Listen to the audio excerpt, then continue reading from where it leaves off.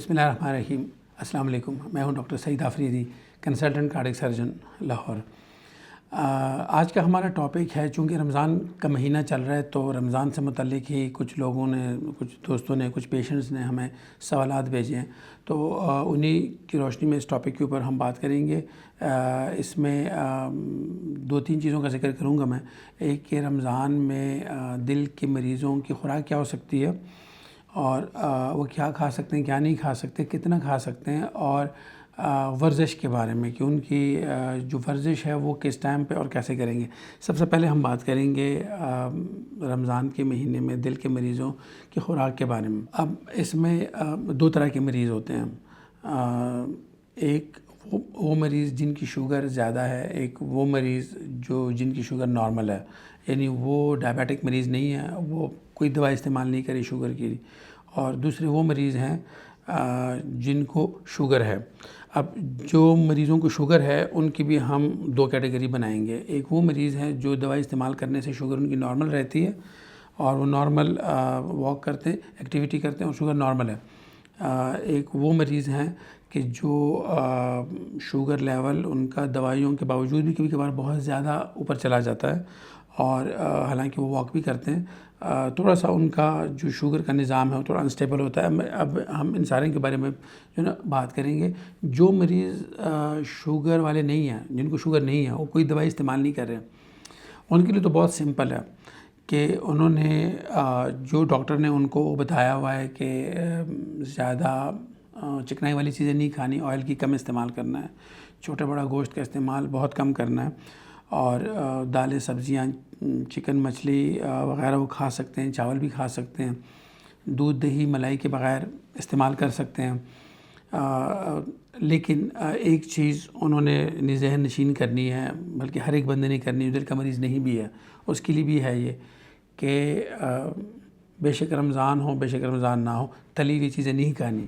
تلی ہوئی چیزیں اگر کبھی ونس ان اے بلو مون کبھی کبھار ہو جائے تو کوئی مسئلہ نہیں، لیکن یہ جو افطاری کے ٹائم پہ یا یہ جو سحری کے ٹائم پہ، نارملی ہمارے افطاری کے ٹائم پہ زیادہ ہوتا ہے، یہ پکوڑے، سموسے اور دہی بلے اور اس طرح کی چیزیں جو ساری آئل کے اندر فرائیڈ ہوئی ہوتی ہیں، بنی ہوتی ہیں، ان چیزوں سے پرہیز کریں۔ یہ دل کے مریضوں کے لیے تو بالکل ہی اچھی نہیں ہے، بلکہ عام ایک بندہ جو ہے، یعنی اس گھر میں جتنے بھی لوگ ہیں، کیونکہ اب اس گھر میں ایک دل کا مریض ہے تو اس کا مطلب ہے کہ ان کی جو نا فیملی میں وہ ڈیزیز ہے، تو باقی جو نا گھر والے بھی اتنے ہی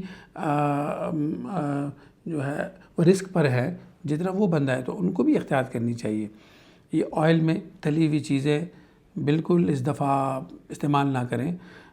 دو فائدے ہوں گے، صحت بھی آپ کی ٹھیک ہوگی، اور آج کل کی مہنگائی میں آئل کا جو ریٹ ہے اس سے بھی آپ کے لیے بچت ہوگی۔ تو یہ تو وہ مریض ہو گئے کہ جن کو جو ہے شوگر نہیں ہے۔ اچھا، اور ایک اور چیز ہے کہ یہ جو سافٹ ڈرنکس ہیں، ڈبے والے جوس ہے اور باقی جو بوتلیں ہیں، ان کا استعمال بھی ہرگز نہ کریں۔ اس کی جگہ اچھا ہے کہ آپ دودھ پی لیں ملائی نکال کے، پانی پی لیں سادہ، یا اگر آپ کا بہت دل کر رہا ہے تو تھوڑا سا ڈال دیں اس میں روح افزا، جام شیریں وغیرہ، وہ آپ کر لیں استعمال، کیونکہ وہ تھوڑا سا نیچرل ہے، لیکن وہ بھی زیادہ نہیں، کیونکہ چینی کی مقدار اس کے اندر بھی ہوتی ہے۔ اب ہم آتے ہیں ان مریضوں پہ کہ جو شوگر کی مریض ہیں لیکن ان کا شوگر سٹیبل ہے۔ اب جو مریض ہیں شوگر والے اور ان کا شوگر نارمل دوائی کے ساتھ سٹیبل ہے، وہ کوئی ایک آدھ فروٹ کھا سکتے ہیں، یعنی زیادہ فروٹ نہیں، فروٹ چاٹ نہیں وہ کھا سکتے۔ جس طرح بغیر جو شوگر والے ہیں وہ تو فروٹ سارا کھا سکتے ہیں نا، وہ تو فروٹ چاٹ بھی کھا لیں، کوئی مسئلہ نہیں، لیکن اس کے اندر کریم نہیں ڈالنی۔ لیکن جو شوگر کے مریض ہیں اور ان کا شوگر سٹیبل ہے، یہ بات ذہن نشین کر لیں، جن کا شوگر سٹیبل ہے وہ صرف ایک فروٹ کھا سکتے ہیں، اس میں بھی جو نا کیلا اور کھجور سے تھوڑا سا دور رہے، سیب کھا لیں، امرود کھا لیں، اس طرح کی چیز کر لیں۔ اور تلی ہوئی چیزیں ان کے لیے بھی نہیں ہیں، تلی ہوئی چیزیں تو بالکل نہیں ہیں، اور چکنائی والی چیزیں نہیں ہیں، چھوٹا بڑا گوشت ان کے لیے بھی نہیں ہے۔ باقی سبزیاں، دالیں وغیرہ کھا سکتے ہیں۔ چاول اور آلو وہ تھوڑا شوگر کے لیول کو بڑھاتی ہیں، اسی لیے وہ ان کا استعمال تھوڑا کم کر لیں، یعنی کبھی کبھار ہو جائے تو ٹھیک ہے، لیکن وہ روزانہ کا معمول نہ بنائیں اس چیز کو۔ اور یہ سموسے پکوڑے اور دہی بھلے ان چیزوں سے وہ دور رہے۔ اب اس کے بعد آ گئی وہ کیٹیگری کی جو شوگر کی مریض ہیں، لیکن ان کا شوگر اکثر کبھی زیادہ ہو جاتا ہے نارمل دوائی کے ساتھ، اور ان کو دوبارہ پھر جو نا وہ اسپتال جانا پڑتا ہے۔ وہ کوشش کریں کہ وہ صرف فروٹ کے اندر امرود یا اگر پپیتا ہے، آڑو ہے، اگر مارکیٹ میں ہے اویلیبل، موسم ہے، وہ کھا سکتے۔ سافٹ ڈرنک ہو گئی، بوتلیں ڈبے والا یا زیرو اسپرائٹ یا زیرو جو ڈرنک ہے، یہ ساری چیزیں آپ کے لیے نہیں ہیں، آپ نے نہیں لینی۔ آپ نے اگر جو استعمال کرنا ہے تو سادہ پانی استعمال کریں یا دودھ ملائی کے بغیر استعمال کریں۔ روح افزا جام شیرین بھی آپ کے لیے نہیں ہے، اس سے بھی آپ کی شوگر زیادہ ہوگی۔ کریم والی چیزیں استعمال نہیں کرنی، اور تلی ہوئی چیزیں تو اگین وہ تو سب کے لیے منع ہے، وہ یونیورسل ہے، وہ آپ لوگوں نے نہیں کھانی، گھر والوں کو بھی نہیں کھانی دینی اور خود بھی نہیں کھانی آپ لوگوں نے۔ اور چاول اور آلو وغیرہ جو سبزیاں یا اس طرح کی خوراک ہے جس سے شوگر زیادہ ہونے کا خدشہ ہو سکتا ہے، وہ بھی آپ استعمال نہ کریں تو زیادہ اچھا ہے۔ فریش ویجیٹیبلز پہ رہیں، دالیں استعمال کریں، چکن کھا لیں، مچھلی کھا لیں، لیکن تلی ہوئی نہیں، وہ بھی گرلڈ یا پھر شوربہ سالن جو بھی گھر میں بنا ہوتا ہے اس کے اندر بھی آئل کی کم ہونا چاہیے۔ آئل کی جو بھی استعمال کریں بس کم استعمال کریں۔ اب ہم بات کریں گے ورزش کے متعلق۔ کچھ ہمارے دوستوں نے ہم سے پوچھا، ہمارے مریضوں نے، کہ ہم ورزش کون سے ٹائم پہ کریں اور کون سی کریں رمضان میں۔ اب رمضان میں آپ کھانے کے فوراً بعد اگر کرتے ہیں ورزش، وہ بھی زیادہ ٹھیک نہیں ہے، اور اگر آپ کھانے سے جسٹ پہلے کرتے ہیں وہ بھی زیادہ ٹھیک نہیں ہے۔ نارملی ہم یہی ریکمینڈ کرتے ہیں کہ یا تو افطاری میں جب 1 گھنٹہ 1.5 گھنٹہ رہ جائے، آپ تھوڑے اگر اس وقت واک کرنا چاہتے ہیں، تھوڑا سا سورج کی گرمی بھی کم ہو جاتی ہے، آپ اس وقت واک کر لیں، یا پھر یہ ہو سکتا ہے کہ آپ جب سحری کر لیں اور اس کے 1-2 گھنٹے بعد اگر آپ تھوڑی دیر واک کرنا چاہتے ہیں وہ بھی کر سکتے ہیں۔ لیکن سب سے بیسٹ ٹائم یہ ہے کہ جب آپ تراویح کے لیے جاتے ہیں، یعنی آپ نارمل افطاری کے ٹائم پہ ہی اپنا پورا میل لے لیں، اور اس کے بعد پھر دوبارہ اپنے سحری تک میل نہیں لینا۔ اور جب آپ عشاء کی نماز اور تراویح کے لیے جاتے ہیں تو اسی میں آپ واک بھی کر لیں، ساتھ میں ہلکی پھلکی ورزش بھی کر لیں، اور نماز پڑھ کے اس کے بعد پھر سو جائیں۔